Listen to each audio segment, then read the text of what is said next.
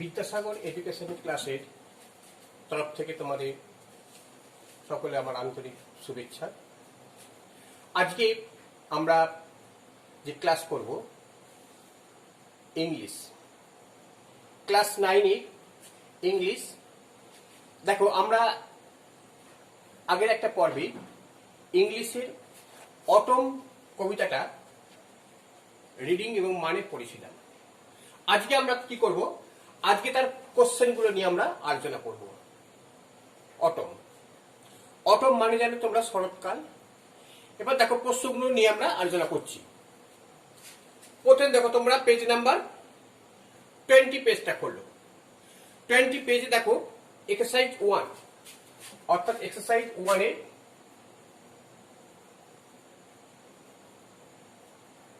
Exercise 1 এ আমরা প্রশ্ন করছি। কি বলছে দেখো, take the correct answer from the given alternative. অর্থাৎ এখানে কতগুলো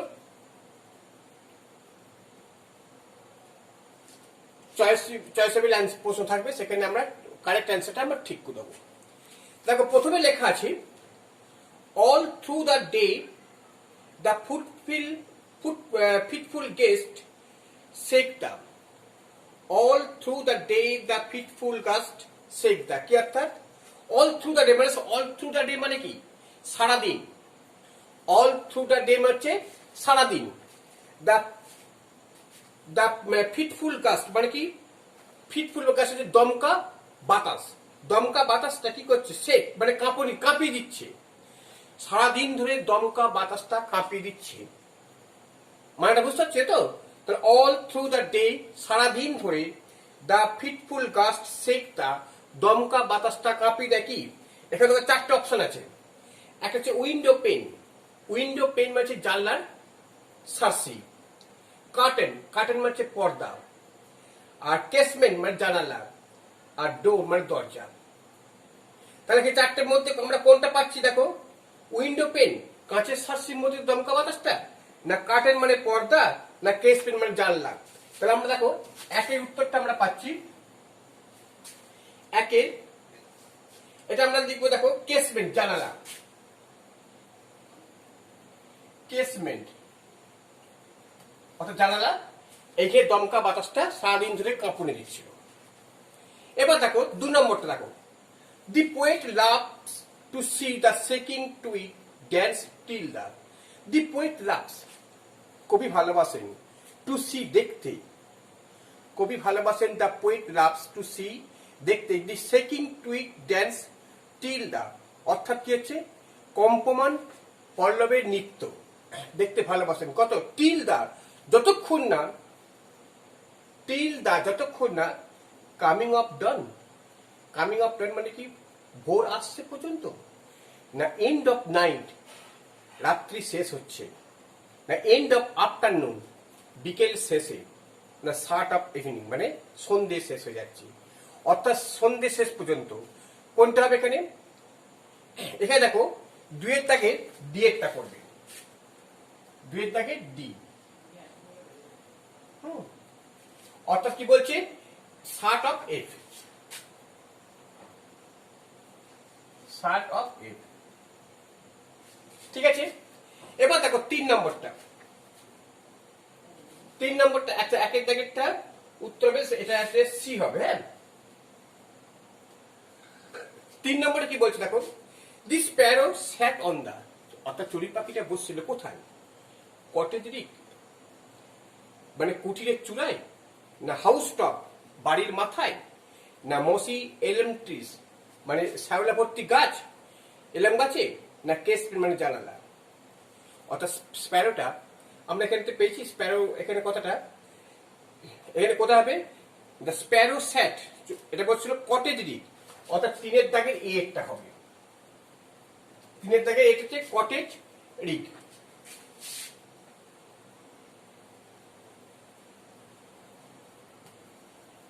কটেজ রিক। 4টা কি বলছে দেখো, দি পিজিয়ন নেসেল রাউন্ড দা। অর্থাৎ পায়রাগুলি আরাম করে বসছিল কোথায়?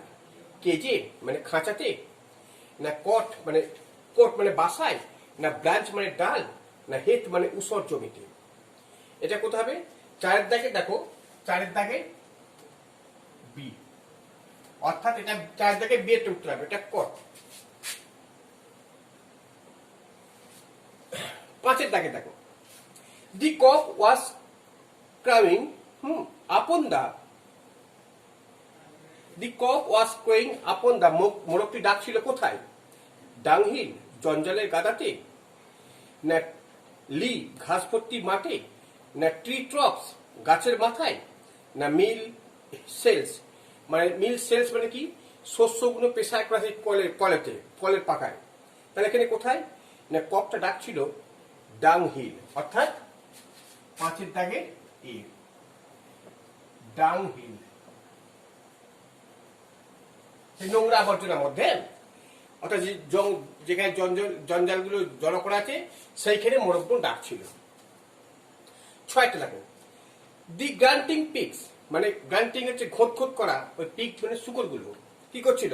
ওয়াক স্লোলি ধীরে ধীরে হাঁটছিল, স্ট্যাম্পার বাই চঞ্চল বাই ছোটাছুটি করছিল, না স্ক্র্যাম্বেল অ্যান্ড হারি বিশৃঙ্খল বাই ঠেলাঠেলি করছিল, না ডাইভ অ্যান্ড সুইম মানে তাড়াহুড়ো করে, ডাইভ অ্যান্ড সুইম হচ্ছে কি চলনা সাঁতার কাটছিল, চালাচ্ছিল। এখন তাহলে কোনটা হবে? এখানে দেখো এটা হবে সি এরটা হবে, স্ক্র্যাম্বেল অ্যান্ড হারি। ছয়ের দাগে সি, অর্থাৎ স্ক্র্যাম্বেল, CRAM,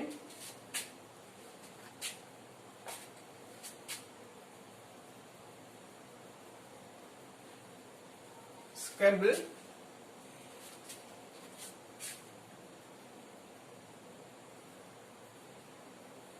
স্ক্র্যাম্বেল অ্যান্ড হারি। ঠিক আছে, আমরা এই প্রশ্নগুলো একের দাগের এক্সারসাইজ 1 এর প্রশ্নগুলো আমরা সব করে নিলাম। হ্যাঁ, এবার দেখো, এবার এক্সারসাইজ 3 এ চলে যাও। এক্সারসাইজ 3 এ দেখো,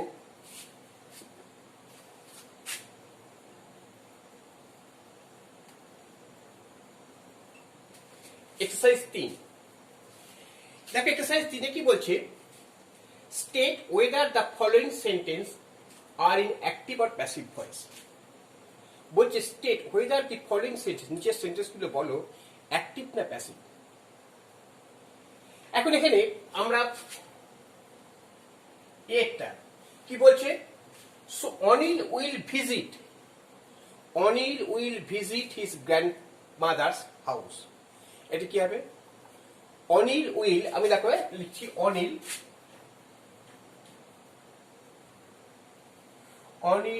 will visit.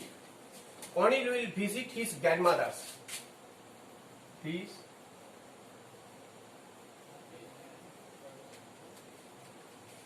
His grandmother's house. এখন দেখো এই সেন্টেন্সটা কি অ্যাক্টিভ ভয়েস না প্যাসিভ ভয়েস? আমরা কি করে বুঝবো? অ্যাক্টিভ ভয়েস হচ্ছে যেখানে কর্তা নিজে কাজ করবে, সেটা হচ্ছে অ্যাক্টিভ ভয়েস, যেখানে কর্তা নিজে কাজ করবে। এখানে দেখো অনিল সাবজেক্ট, উইল ভিজিট মানে এটা ভার্ব, ভিজিট করবে হিজ গ্র্যান্ডমাদার্স হাউস, তার গ্র্যান্ডমাদার বাড়িকে, এইটা হচ্ছে অবজেক্ট, এটা হচ্ছে অবজেক্ট। তাহলে আমরা দেখতে পাচ্ছি Anil will visit his grandmother's house, Anil visit করবে তার গ্র্যান্ডমাদারের বাড়িতে। তাহলে এখানে সাবজেক্ট এখানে নিজেই কাজ করছে, তাই তো? সাবজেক্ট যখন দেবে নিজেই কাজ করবে তখন এটা হবে কি অ্যাক্টিভ ভয়েস, এটা হবে অ্যাক্টিভ ভয়েস, সাবজেক্ট নিজেই কাজ করছে। বিয়েরটা কি বলছে? The president has left his office, president তার অফিসটা ছেড়ে দিয়েছে, হ্যাজ লেফট ত্যাগ করেছে। তাহলে এখানে কি হবে? এটাও কিন্তু বিয়েরটাও কিন্তু অ্যাক্টিভ হবে, কারণ এখানে কর্তা নিজেই কাজ করছে। আবার দেখো the project will have been finished by the students. দেখো সি এরটা কি বলছে? The project the project will have been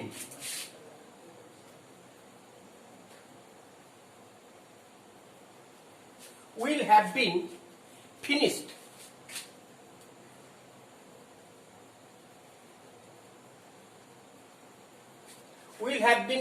by the students.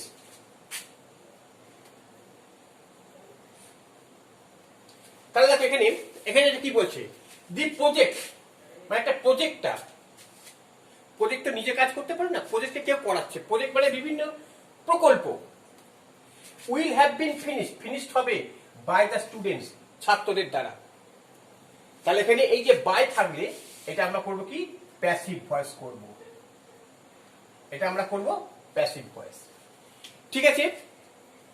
অর্থাৎ যখন বাই থাকবে এখানে যখন কর্তা নিজে যখন কাজ করবে না, কর্তাকে দিয়ে কাজটা করাবে, তখন তাকে প্যাসিভ ভয়েস করবে। তারপর দেখো, Pramita leaves has been sanction by the school authority. Pramita's leave, প্রমিতার ছুটিটা হ্যাজ বিন স্যাংশন করা হয়েছে বাই দ্য স্কুল অথরিটি, অর্থাৎ স্কুল অথরিটির দ্বারা। তাহলে প্রমিতার ছুটিটাকে স্যাংশন করা হয়েছে স্কুল অথরিটির দ্বারা। তাহলে এটা কি হবে, এটা ডিরেক্টর প্যাসিভ ভয়েস হবে, এটাও প্যাসিভ ভয়েস, ঠিক আছে। এবার আমরা দেখো এক্সারসাইজ 4 যাচ্ছি। হ্যাঁ, এক্সারসাইজ 4 কি বলছে, দি বয় হ্যাজ, এটা change the voice of the following sentence, এটা ভয়েস চেঞ্জ করতে হবে। দেখো কি বলছে, দি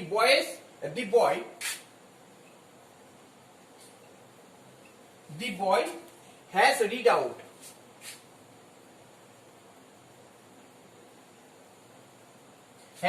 out the letter.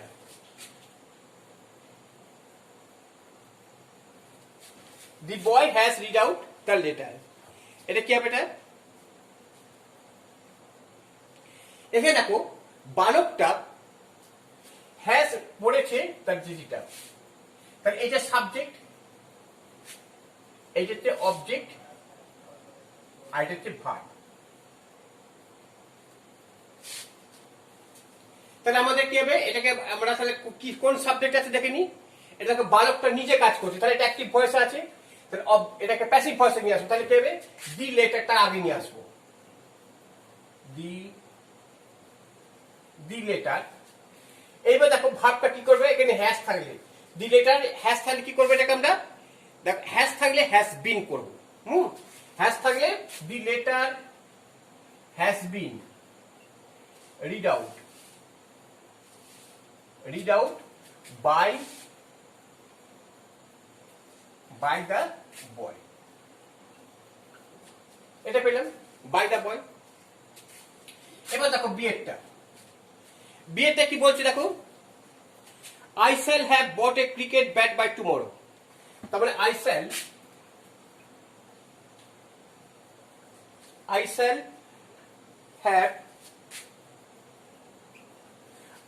have bought a cricket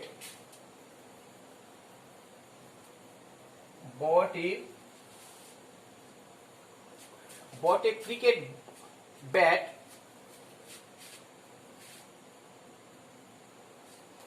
by tomorrow. তাকে দেখে, তাহলে I shall have, আমি কিনবো একটা ক্রিকেট ব্যাট বাই টুমরো, সন্ধ্যের মধ্যে, হ্যাঁ আগামীকালের মধ্যে, বাই টুমরো আগামীকালের মধ্যে কিনবো আমরা। তাহলে এখানে এটা দেখো অ্যাক্টিভ ভয়েস আছে। তাহলে প্যাসিভ ভয়েস কি হবে, এখানে সাবজেক্ট হচ্ছে আই, ভার্ব হচ্ছে এইটা, আর এই ক্রিকেট ব্যাট হচ্ছে অবজেক্ট, আর এটা বাই টুমরো এটা সময় বোঝাচ্ছে। তাহলে আমরা কি করবো, এটা অবজেক্ট। হ্যাঁ, তাহলে কোনটা আগে আসবে, এ cricket bat,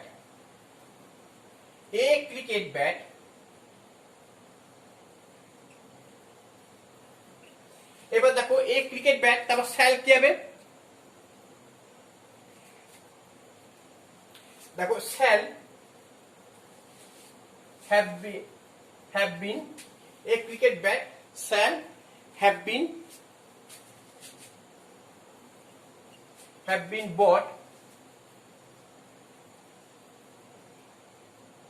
by shall have been bought by me by, এবার বাই পর বাই বসাবে, বাই আই থাকলে মি হয়ে যাবে, এবার বাই টুমরো এটা শেষে দিয়ে দেবে।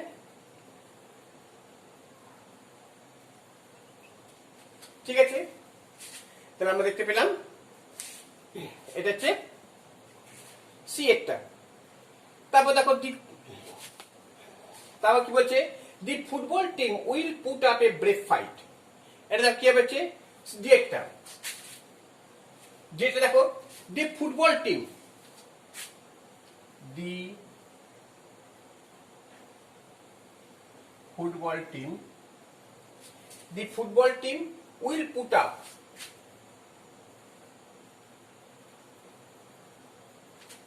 up a brave fight, a brave, the football team will put up a brave fight।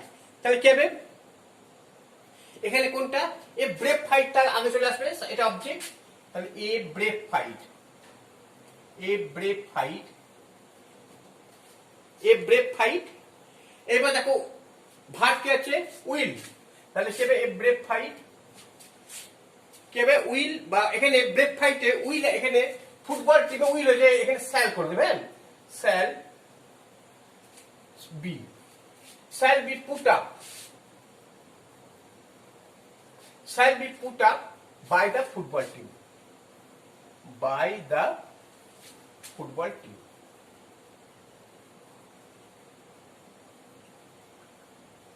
ঠিক আছে, আচ্ছা তাহলে আমরা এক্সারসাইজ 4টা হলো, এখানে আমরা ভয়েস চেঞ্জ গুলো ছাড়িয়ে দিলাম। আমরা এই ভয়েস চেঞ্জের যে একটা মানে একটা অডিও করা একটা করা হয়েছে, তোমরা দেখে নিয়ে ভয়েস চেঞ্জের নিয়ম সেখানে খুব ভেঙে ভেঙে বলে দেওয়া আছে, তোমরা প্লে লিস্ট থেকে সেই ভয়েস চেঞ্জটা তোমরা বার করে নেবে, যারা খুব ভালো হয় আরো জানতে চাইবে। এবার দেখো আমাদের এক্সারসাইজ 5, এক্সারসাইজ 5 করছি। এক্সারসাইজ 5 কি বলছে, change the following sentence into direct speech, indirect speech, অর্থাৎ থেকে আমরা ইনডাইরেক্ট স্পিচ করব।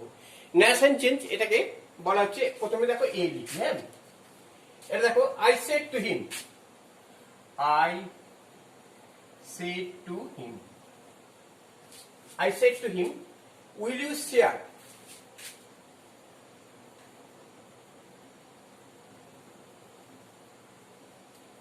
will you share your tiffin,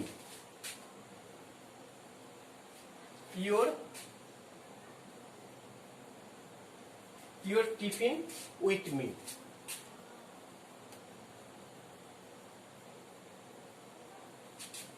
এটা একটা। এখন দেখো I said to him, আমি তাকে বললাম, I said to, আমি তাকে বললাম, will you share, তুমি কি শেয়ার করবে আমার সঙ্গে your tiffin with me, তোমার টিফিনটা আমার সঙ্গে শেয়ার করবে কি, ভাগ মানে ভাগ নেবে কি, ভাগ করবে কি, মানে তোমার টিফিনটা আমি খাবো, আমার টিফিনটা তুমি, আমার টিফিন তোমার, আমার দুজনকার টিফিন মিলে মিশে খাবো, এইটা বলতে চাইছি। এটা কোন সেন্টেন্স, আমাদের যে ন্যারেশন চেঞ্জে, আমরা জানি ন্যারেশন চেঞ্জ মানে তো প্রত্যক্ষ উক্তি আর পরোক্ষ উক্তি দুটো আছে। তা এইটাকে কি বলছে, ন্যারেশন চেঞ্জে যে সেন্টেন্সগুলো আছে, আমরা অ্যাসার্টিভ সেন্টেন্স, আমরা পাচ্ছি interrogative sentence, imperative sentence, exclamatory sentence, operative sentence. এবার এইটা দেখো, এটা প্রশ্ন করছে, প্রশ্ন করলে কি হবে, এটা ইন্টারোগেটিভ সেন্টেন্সে কোশ্চেন, ইন্টারোগেটিভ, তুমি কি আমার সঙ্গে তোমার টিফিনটা ভাগ করবে, তাহলে এই যে প্রশ্ন করছে ইন্টারোগেটিভ, ইন্টারোগেটিভ সেন্টেন্সে কি নিয়ম আছে দেখো, ইন্টারোগেটিভ সেন্টেন্সের নিয়ম হচ্ছে, প্রথমে দেখো সেড টু, এই সেড টু এর বদলে আমরা কি করব, আস্কড করাবো। তাহলে আমরা দেখো I asked him, অর্থাৎ সেড টু, এটা ইন্টারোগেটিভ সেন্টেন্সের নিয়ম, সেড টু এর বদলে আস্কড। এইবার দেখো আমরা যদি ন্যারেশন চেঞ্জে যেমন আমরা দ্যাট বসাই একটা, এখানে বসাবো কি, আমরা বসাবো এখানে ইফ বা ওয়েদার বসাবো, অথবা এইবার বলি যে ইন্টারোগেটিভ হচ্ছে দুই প্রকার, একটা আছে ইন্টারোগেটিভ দুই প্রকার, একটা কি বলছে, একটা হচ্ছে ইয়েস অর নো কোশ্চেন, আর একটা হচ্ছে WH কোশ্চেন। এই দুটো হচ্ছে interrogative question. Yes or no question মানে কি, যে উত্তরটা তুমি ইয়েস অর নো দিয়ে উত্তর হয়ে যাবে তাকে বলছি ইয়েস অর নো কোশ্চেন। আর যে কোশ্চেনটা ইয়েস অর নো দিয়ে হবে না, যেমন বলে হোয়াট ইজ ইউর নেম, তোমার নাম কি, তখন যদি বলি ইয়েস বললে হবে না বা নো বললে হবে না, তখন তোমাকে নাম বলতে হবে। মাই নেম ইজ রহিম বাবু, রহিম সিদ্ধান্ত, ঠিক আছে। ঠিক then where do you live, I live at Barwan,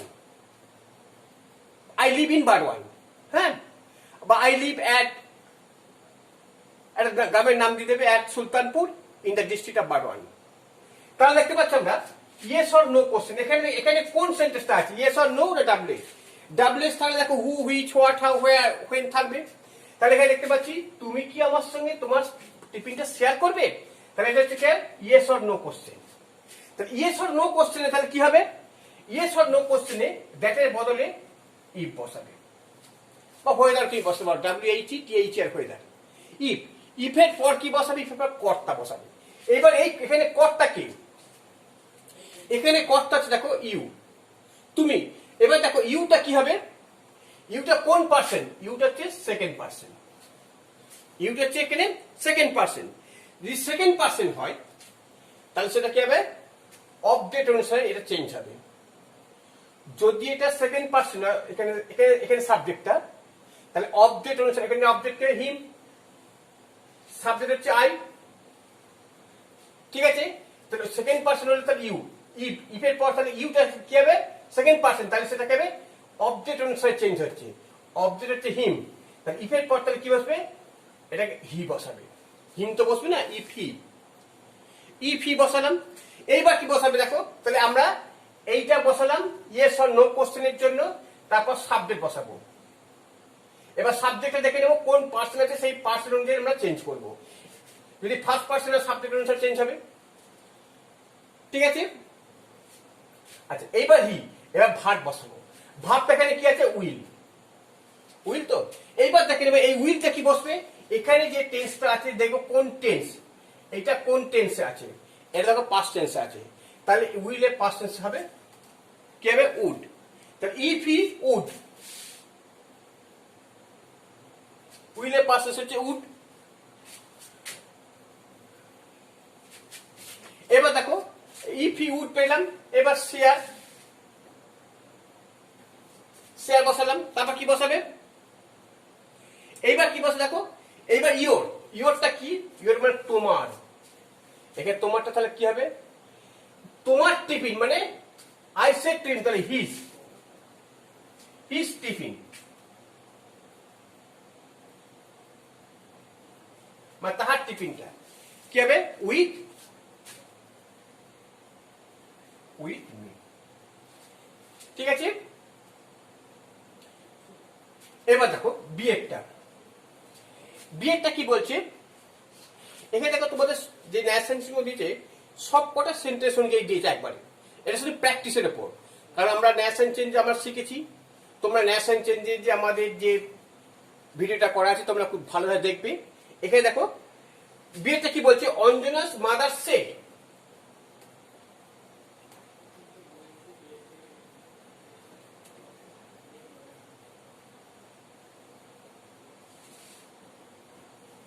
Anjana's mother said, your father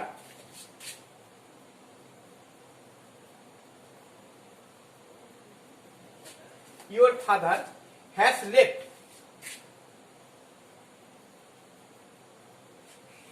left for Mumbai.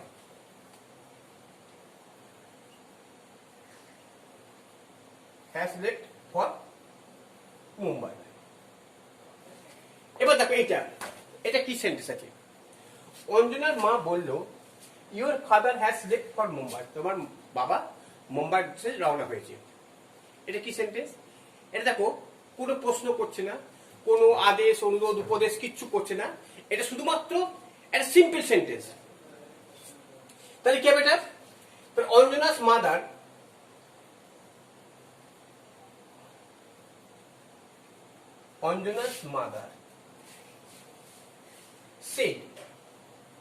সেটি বললো, আমার যদি বলতো Anjana mother said to Ram, তখন আমরা টোল্ড করতাম। যদি সেট টু থাকতো তাহলে আমরা টোল্ড করতাম। এখানে সেট আছে বলে সেটই করলাম, দ্যাট। এবার আমরা এখানে দ্যাট বসাবো, হ্যাঁ, যেহেতু এটা অ্যাসার্টিভ সেন্টেন্স, দ্যাট। এবার সাবজেক্টকে, সাবজেক্ট দেখো এখানে ইওর ফাদার, ইওর ফাদারটাকে এখানে কে, হিজ ফাদার, ইওর ফাদার হচ্ছে হিজ ফাদার। এবার দেখো ভার্ব কে এনে হ্যাজ, এই বলছিলাম ভার্বটা কে এনে কেবে, এই এই এই রিপোর্টিং স্পিচে, রিপোর্টিং স্পিচে অনুসারে হবে। অর্থাৎ আমাদের একটা সেন্টেন্সে দুটো স্পিচ আছে, একটা রিপোর্টিং, এইটা তো একটা ন্যায় সেন্টেন্স, তো এটা তো পুরো, এইটা ডাইরেক্ট স্পিচ, এই দুটো অংশ আছে, এই একটা অংশ আছে, আর একটা এই অংশটাকে বলছি কি রিপোর্টিং স্পিচ, আর এই অংশটাকে বলছি রিপোর্টেড স্পিচ। এটাকে বলছে reporting speech, Anjana's mother said reporting speech, reporting, আর এটা হচ্ছে কি reported speech, reported, reported speech. অর্থাৎ রিপোর্টিং মানে যে রিপোর্ট করছে, যে রিপোর্ট করছে রিপোর্টিং, তাহলে অঞ্জনাস মাদার এখানে রিপোর্টিং। আর কি রিপোর্ট করছে, your father, your father has left for Mumbai, এটা রিপোর্ট করছে। এবার রিপোর্টেড স্পিচের ভাবটা যখন আমরা ইনডাইরেক্ট করব, তাহলে রিপোর্টিং স্পিচের ভার্বের উপর ডিপেন্ড করবে। তাহলে যে ভাবটা এখানে পাস্ট টেন্স আছে, তাহলে কি হবে, এটা হ্যাজ এর পাস্ট টেন্স হয়ে যাবে had, had left, had left for Mumbai, had left Mumbai. ঠিক আছে? আচ্ছা, এবার দেখো সিএটা, সিএটা কি বলছে, সেটা বলছে the girls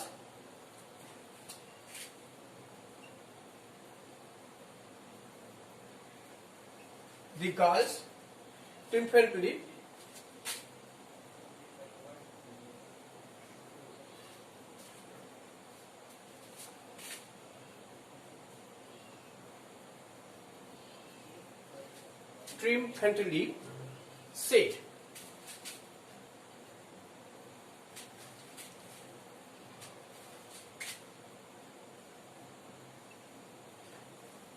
hooray, we have won the match,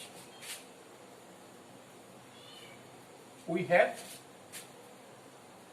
won the match। ঠিক আছে, hooray we have won the match. আমরা না এখানে হবে না, আচ্ছা এখানে দেখো, এবার এটা কি বলছে, বলছে দি গার্লস ট্রিumphantly said, মানে এটাকে বিজয়ী ভাবে বললো, বালিকারা বিজয়ী ভাবে বললো, hooray we have won the match, আমরা ম্যাচটা জয়লাভ করেছি। এই সেন্টেন্সটা কি জানো তো, এই যে চিহ্নটা, তাহলে এইটা হচ্ছে কি রিপোর্টিং স্পিচ, আর এটা রিপোর্টেড স্পিচ। এই সেন্টেন্সটা হচ্ছে কি এক্সক্লেমেটরি সেন্টেন্সের চিহ্ন, এক্সক্লেমেটরি। অর্থাৎ তাহলে এটাকে আমরা এক্সক্লেমেটরি সেন্টেন্স, মানে এক্সক্লেমেশন কাকে বলে, যে সেন্টেন্সগুলো দ্বারা আবেগ, উচ্ছ্বাস, আনন্দ ইত্যাদি বোঝাবে, সেগুলো হচ্ছে এক্সক্লেমেটরি সেন্টেন্স। তাহলে এখানে আমরা দেখো হুর আনন্দ করছে, তাহলে আমরা আনন্দ করছি, তাহলে আমরা কি করবো এখানে, দেখো দি গার্ল, দি গার্লস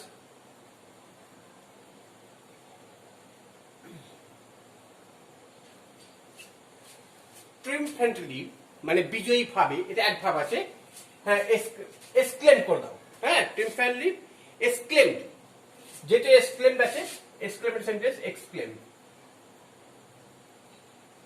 এবার দ্যাট বসাবে, একটা এক্সক্লেমড এর পর একটা দ্যাট বসাবে, দ্যাটের পর কি হবে এটা, এবার দেখো এই যে হুরে, এইটা আর দেবো না, আনন্দটা, অর্থাৎ আনন্দটা এখানে আমরা প্রকাশ করে দিচ্ছি। এইবার সাবজেক্ট এখানে উইটাকে আমরা। এবার দেখো উইটা কোন পার্সন আছে, এটা উইটা হচ্ছে ফার্স্ট পার্সন হলে কি হবে, সাবজেক্ট অনুসারে চেঞ্জ হবে, আর সেকেন্ড পার্সন হলে কি হবে, অবজেক্ট অনুসারে চেঞ্জ হবে। তাহলে এই ফার্স্ট পার্সন আছে উই মানে আমরা ফার্স্ট পার্সন, তাহলে এইটা দেখো সাবজেক্ট হচ্ছে দি গার্লস, তাহলে এই দি গার্লস অনুসারে এটা চেঞ্জ হবে। তা দি গার্লস মানে বালিকারা, অর্থাৎ এখানে এসে অনেকগুলো বালিকা, তাহলে তার পরিবর্তে কি বসাবে, দ্যাট দি গার্লস করতে পারো, কিংবা দে করতে হবে, হ্যাঁ দ্যাট দে, দ্যাটের পর তাহলে দে বসালাম, তাহলে উইটা থেকে দি গার্লস, দ্যাট দে। এবার দেখো হ্যাভ আছে, তাহলে হ্যাভ এই ভার্বটা, এই ভার্বের অনুসারে চেঞ্জ হবে, that they had won the match. Won the match. তাহলে আমরা এখানে দেখতে পেলাম এক্সক্লেমের সেন্টেন্সে কিছুই নয়, দি গার্লস ট্রিমফ্যান্টলি সেড, অর্থাৎ ট্রিমফ্যান্টলি এক্সক্লেম করলাম। হ্যাঁ, ও উইথ জয় করতে পারো তোমরা, এক্সক্লেম উইথ জয়। এখানে আরেকটা বসতে পারো তুমি উইথ জয়, আনন্দ সহকারে বল। হ্যাঁ,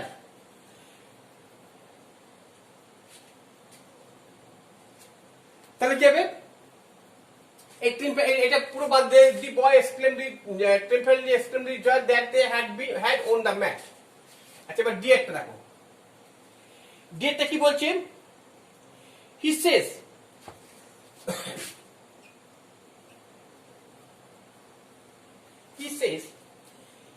let you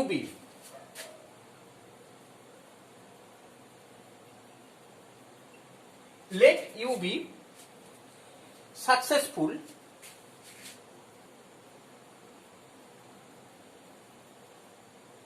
in life.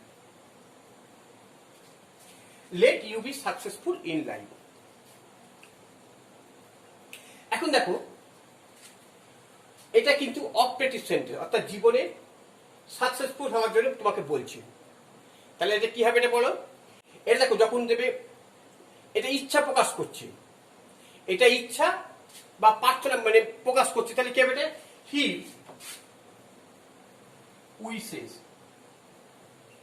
Wishes করলাম, হি উইসেস। এবার দেখো, এবার দ্যাটের পর কি দেবো আমরা? দ্যাটের পর দেখো কর্তা দেবো। হ্যাঁ, কর্তাকে রেখে ইউ যে টেকেন কেবে he says let you be successful in life. তাহলে কেবে দ্যাটস, এখানে ইউটা তুমি বা তাহলে he that he mind, that এবার এটা মাইন্ড কথা যোগ করবে এখানে। হ্যাঁ, দ্যাট হি কেবে মাইট বি সাকসেসফুল। এই যে শুধু লেটের জন্য মাইট বসালাম, এবার মাইট বি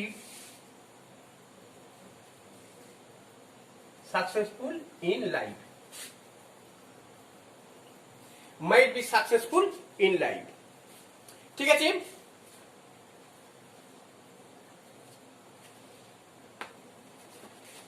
এবার দেখো আরেকটা হচ্ছে কি, the captain informed the tournament was postponed last month. এটা দেখো সোজা আছে, এটা হচ্ছে কি অ্যাসার্টিভ সেন্টেন্স।